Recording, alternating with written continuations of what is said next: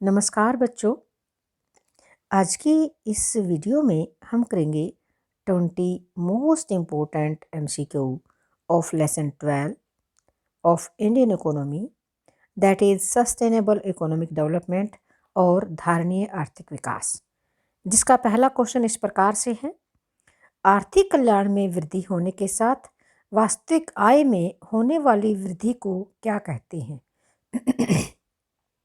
आर्थिक कल्याण में होने वाली वृद्धि के साथ, यानी कि आर्थिक कल्याण के साथ वास्तविक आय में भी वृद्धि हो तो उसे क्या कहेंगे? पहला ऑप्शन है बच्चों आर्थिक समृद्धि, ये गलत है।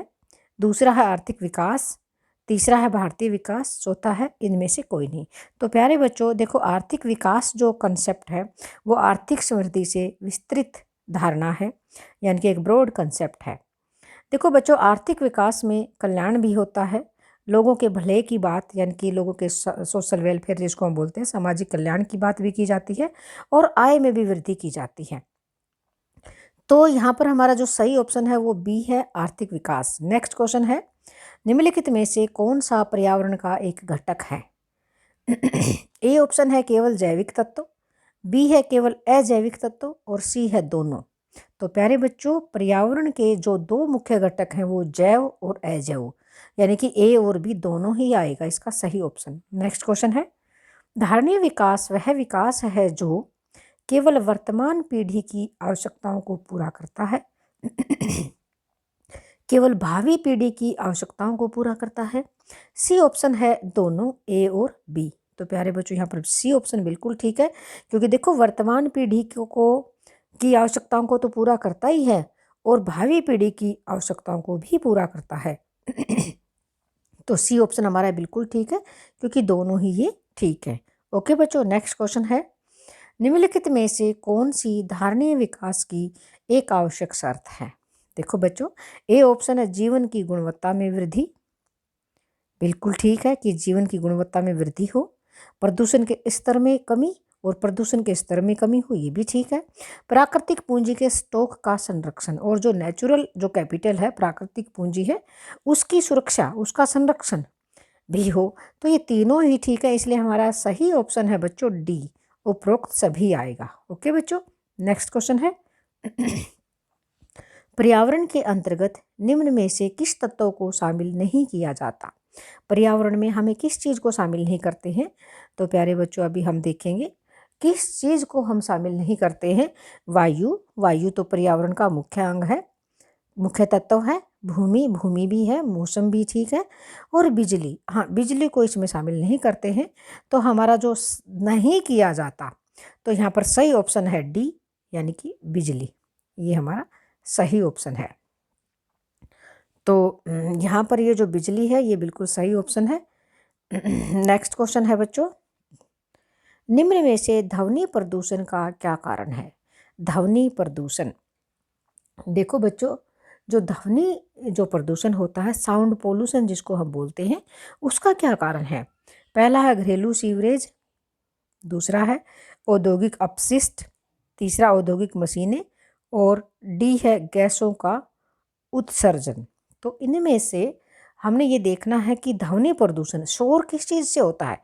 तो बच्चों, जो औद्योगिक इंडस्ट्रियल जो एरिया होता है वहाँ पर जो मशीनें चलती हैं वो बहुत शोर करती हैं। तो औद्योगिक जो मशीनें हैं, ये हमारा सही ऑप्शन है सी, जो कि साउंड पोल्यूशन का एक कारण है। अनवीकरणीय संसाधन वे संसाधन हैं जो प्रयोग करने पर समाप्त हो जाते हैं। अनवीकरणीय, जिनका नवीकरण नहीं हो सकता, जिनको दोबारा से पैदा नहीं किया जा सकता, उनको क्या बोलते हैं? अनवीकरणीय।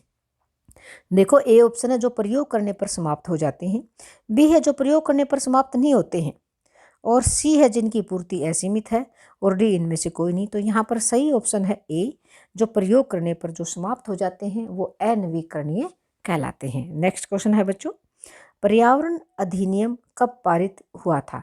पर्यावरण संरक्षण अधिनियम कब पारित हुआ था?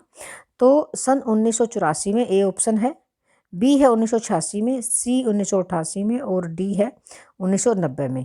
तो यहाँ पर बी ऑप्शन बिल्कुल ठीक है, सन 1986 में। सन 1986 में जो पर्यावरण संरक्षण अधिनियम पास किया गया था, तो ये बिल्कुल सही है ऑप्शन बी, ओके बच्चों, नेक्स्ट क्वेश्चन हमारे सामने है। अब हम क्वेश्चन करेंगे ट्रू और फॉल्स। भाई सत्य है या असत्य है, ये आपने बताना है बच्चों।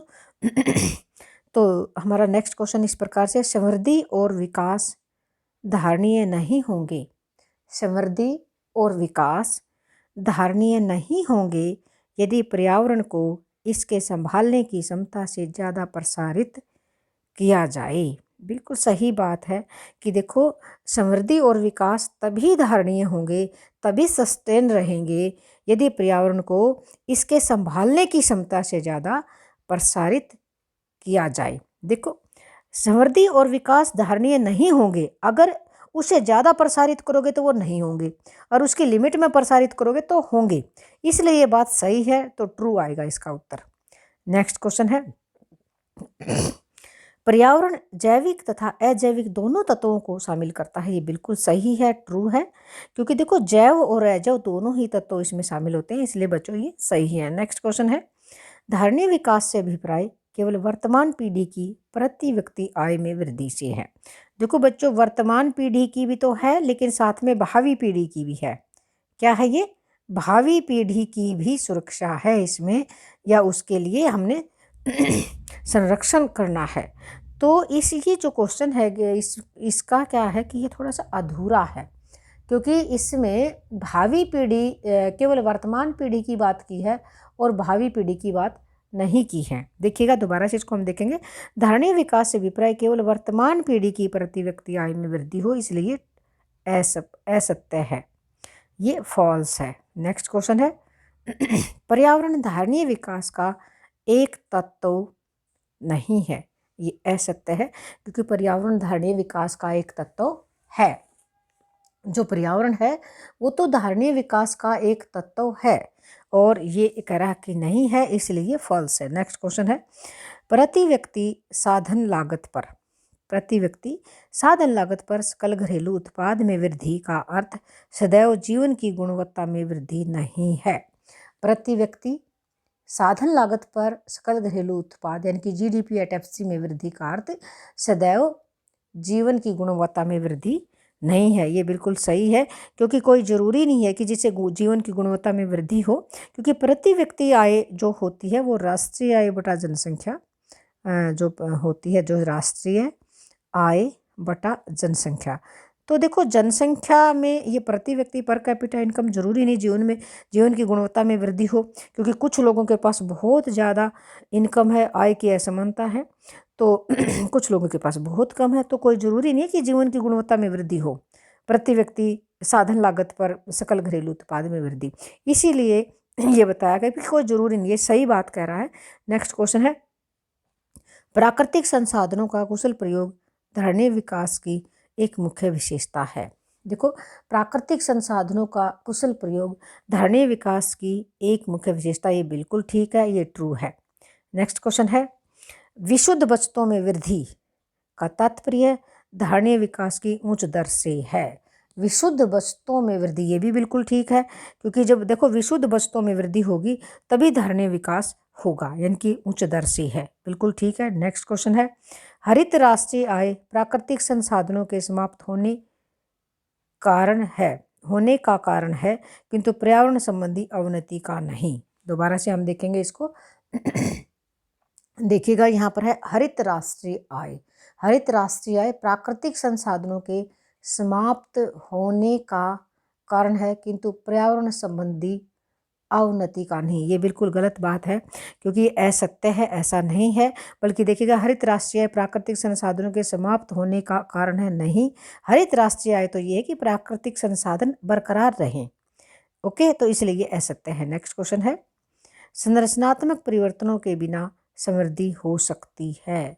संरचनात्मक परिवर्तनों के बिना समृद्धि हो सकती है, ये सही है, क्योंकि संरचनात्मक परिवर्तन तो आर्थिक विकास के अंदर होते हैं और समृद्धि के अंदर नहीं होते, क्योंकि वहाँ तो पहले ही हो चुके होते हैं। क्योंकि समृद्धि जो होती है विकसित देशों में आती है, आय में लगातार वृद्धि होती है, अमीर देशों में आती है, तो इसलिए ये यहाँ पर इसके बिना भी समृद्धि हो सकती है, ये सही है। नेक्स्ट क्वेश्चन है, भावी पीढ़ी के कल्याण हेतु धारणीय विकास उत्तरदायी है। ये भी बिल्कुल ठीक है, क्योंकि देखो भावी पीढ़ी का जो कल्याण है वो धारणीय विकास की जो धारणा होती है, हम धारणीय विकास की परिभाषा इस प्रकार से देते हैं कि भावी पीढ़ी को नुकसान पहुंचाए बिना वर्तमान पीढ़ी की आवश्यकताओं को पूरा करना ही धारणीय विकास है। तो भावी पीढ़ी के कल्याण हेतु धारणीय विकास उत्तरदायी है, बिल्कुल ठीक है। नेक्स्ट क्वेश्चन है, उद्योगों द्वारा छोड़े गए धुएं के कारण पर्यावरणीय प्रदूषण होता है। ये बिल्कुल ठीक है, क्योंकि उद्योग धुआं छोड़ते हैं, पर्यावरण में प्रदूषण होता है। नेक्स्ट क्वेश्चन है, नवीकरणीय संसाधन वे हैं जिनकी पुनः पूर्ति नहीं की जा सकती। नहीं की जा सकती, ये तो फॉल्स है, यानी कि असत्य है। बल्कि नवीकरणीय तो वो होते जिनकी पुनः पूर्ति की जा सकती है, इसलिए ये फॉल्स है। तो प्यारे बच्चों, अभी ये थे हमारे 20 most important MCQ of sustainable development. तो मैं उम्मीद करती हूँ कि आप सबको ये क्वेश्चन बहुत क्लियर हो गए होंगे। और एक बात का और ध्यान रखना, ये जितने भी क्वेश्चन मैंने आज करवाए हैं ये एग्ज़ाम के पॉइंट ऑफ व्यू से बहुत बहुत इम्पोर्टेंट हैं, और हर हाल में आपके एग्ज़ाम में इनमें से 1-2 क्वेश्चन आएगा ही आएगा। ओके बच्चों, तो बिल्कुल ध्यान से तैयारी करना। All the best, thank you.